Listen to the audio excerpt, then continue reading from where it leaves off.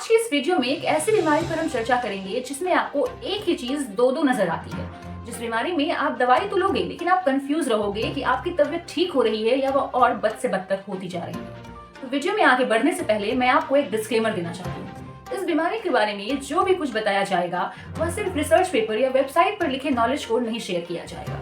क्यों इस बीमारी की पेशेंट मैं खुद भी रही हूँ, ये मेरा खुद का पर्सनल एक्सपीरियंस है। तो चलिए वीडियो में आगे बढ़ते हैं। मैं दिव्या ठाकुर स्वागत करती हूँ आपका मेरे यूट्यूब चैनल पर।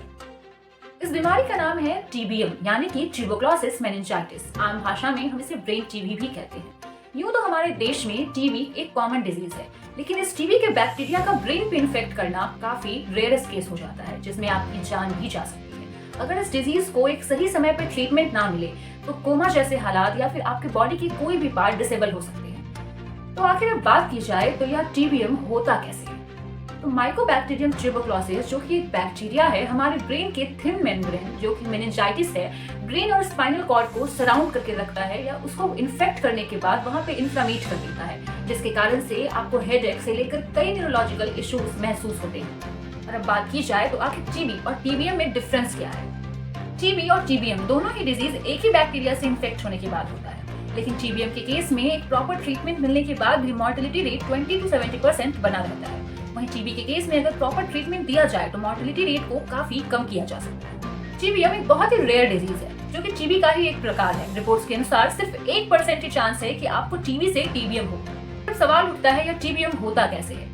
टीबीएम एक माइकोबैक्टीरियम नाम के बैक्टीरिया से इन्फेक्ट होने से होता है। या बैक्टीरिया आपके लंग्स में एंटर करता है और ब्लड स्ट्रीम में जाता है, और जब ब्लड स्ट्रीम में जाता है तो वह पावर रखता है आपके किसी भी सेल को इन्फेक्ट करने का। ब्लड स्ट्रीम से होकर वह ब्लड ब्रेन बैरियर और सेरेब्रोस्पाइनल फ्लूइड बैरियर को क्रॉस करता है। यह बैरियर हमारे ब्रेन को किसी भी केमिकल और पैथोजन से प्रोटेक्ट करता है। जब यह बैक्टीरिया हमारे ब्रेन में एंटर करता है तो यह अपने आप को रेप्लिकेट करना स्टार्ट कर देता है। हमारे ब्रेन में बहुत ही लिमिटेड इम्यून रिस्पॉन्स सिस्टम है, जिसके कारण से वह अपने आप को रेप्लिकेट करता है और हमारे मेनिंजेस को इन्फेक्ट करता है और डैमेज करता है, जिसके कारण से आपको कई तरह के न्यूरोलॉजिकल इश्यूज होने लगते हैं।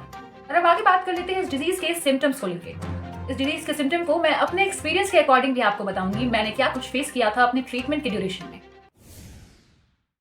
स्टेज में आपको सबसे पहले हेडेक होता है, फीवर, फिर वोमिटिंग होता है, फिर धीरे धीरे इसके सिम्टम्स आपको उभर के नजर आने लगते हैं, जिसमें आपको neck stiffness, confusion, altered mind state, violent behaviour और भी बहुत सारे केसेस होते हैं जो अभी कि मैं आपको धीरे धीरे अभी वन बाय वन एक्सप्लेन करूंगी। अल्टर्ड मेंटल स्टेट यह एक सिम्टम है इस डिजीज का। मैंने खुद फेस किया था इस सिम्टम को। इसमें आपके बिहेवियर में बहुत चेंजेस आ जाता है। जैसे मैं अपने केस में वायलेंट हो गई थी, मैं बहुत ही वायलेंट थी, यहाँ तक कि मैं आपको एक किस्सा शेयर कर देती हूँ। मुझे हॉस्पिटल में हाथ पैर को टाई करके रखा गया था क्योंकि मैं वायलेंट होकर खुद को नुकसान ना पहुंचा लूं। इस तरह के सिम्टम भी इस केस में आपको नजर आने लगते हैं। क्रेनियल नर्व डैमेज यह भी एक सिम्टम है इस डिजीज का। मेरे केस में इस बैक्टीरिया ने ऑप्टिक नर्व्स को डैमेज कर दिया था, यानी कि मेरे लेफ्ट आईज को डिसलोकेट कर दिया था। जो आईबॉल है वो डिसलोकेट हो चुका था और मुझे कुछ भी चीज साफ नजर नहीं आती थी, कंप्लीट ब्लड विजन, और मेरे आईज जो थे वो लाइट से बहुत ही सेंसिटिव हो जाते थे। मैं लाइट्स को देख नहीं पाती थी अपने खुले आंखों से। इस कारण मुझे डॉक्टर ने हमेशा अपने एक आंख को बंद करके रखने के लिए बोला गया था किसी पट्टी के सपोर्ट से। और फिर मैं आपको बता दूं, आखिर एक डिप्लोपिया केस भी होता है इस डिजीज में। डिप्लोपिया में यानी कि आपको एक चीज दो दो दिखने लगती है। जैसे कि सामने से आप जा रहे हो, एक गाड़ी आ रही है, लेकिन आपको वो एक गाड़ी नहीं दिखेगी, आपको वो दो दिखेगी। मेरे केस में ऐसा हो रहा था कि मुझे कोई भी चीज एक नहीं दो दो दिखती थी। अगर आपको एक देखना है तो आप उसे एक आंख को कंप्लीट बंद करके देखो, जैसे कि इस तरीके से आप एक आंख को बंद कर लो, ये वाली या फिर ये वाली, फिर आपको वो इमेज एक नजर आएगी, नहीं तो फिर आपको वो दो नजर आने वाली है।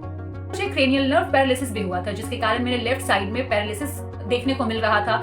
जैसे खाना मैं सॉलो नहीं कर सकती थी, मुझे खाने सॉलो करने में काफी दिक्कत हो रहा था, खा नहीं पा रही थी। फिर वीकनेस तो आप इसकी सीमा ही हद पार कर चुकी होती है, आप खड़े नहीं हो पाओगे, आप बहुत ही कमजोर महसूस करते हो। फिर आपके बिहेवियर में बहुत चेंजेस आ जाता है, हमेशा ही आप लो फील करते हो, आप हेलुसिनेट करते हो। हेलुसिनेट इन द सेंस कि आप चीजें देखते हो जो चीज मौजूद नहीं है, लेकिन आपको चीजें दिखाई देने लगती है, कुछ भी एक अननोन फिगर या फिर कुछ भी। इस केस में आपको कुछ चीजें सुनाई भी देती हैं जो चीज हो नहीं रहा है, फिर भी आपको लग रहा है कि कोई आपको आवाज दे रहा है। काइंड ऑफ हेलुसिनेशन बोलते हैं इसे। कई सारे सिम्टम है जो मैंने इस केस में महसूस किया था। फीवर तो आप 5 और 6 मंथ के लिए नॉर्मल मान लीजिए, आपको रोज आना है, रोज जाना है, क्योंकि मेरे केस में मुझे 5 से 6 मंथ तक लगातार फीवर रोज आता था। वॉमिटिंग भी नॉर्मल है, आप डिजीनेस फील करते हो, चक्कर आना भी नॉर्मल है। वहीं इस बीमारी में प्रिस्क्राइब किए गए मेडिसिन के भी सीवियर साइड इफेक्ट्स होते हैं। जैसे कि मेरे केस में मुझे इस बीमारी की कॉमन दवाई रिम्फेप्सिन और आइसोनियाजाइड प्रिस्क्राइब किया गया था, जिसके बाद मुझे जॉन्डिस हो गई थी। जबकि इस दवाई ने मेरे लीवर को काफ़ी डैमेज पहुंचाया था, जिसके कारण से इस दवाई को कुछ समय के लिए बंद कर दिया गया। और फिर मुझे इसके अल्टरनेटिव के रूप में स्ट्रेप्टोमाइसिन और इथैम्बुटोल प्रिस्क्राइब की गई थी, जिसके भी साइड इफेक्ट्स थे लेकिन इतने सीवियर नहीं थे। इसके साइड इफेक्ट्स में मुझे बॉडी में इचनेस होती थी, फिर फीवर तो समझ लीजिए आम सी बात है इस बीमारी में, डिजीनेस होना, वोमिटिंग होना नॉर्मल है। मैंने तो एक समय पे फीवर को अपना हमसफर मान लिया था। 5 से 6 मंथ तक मुझे ये रेगुलर आया।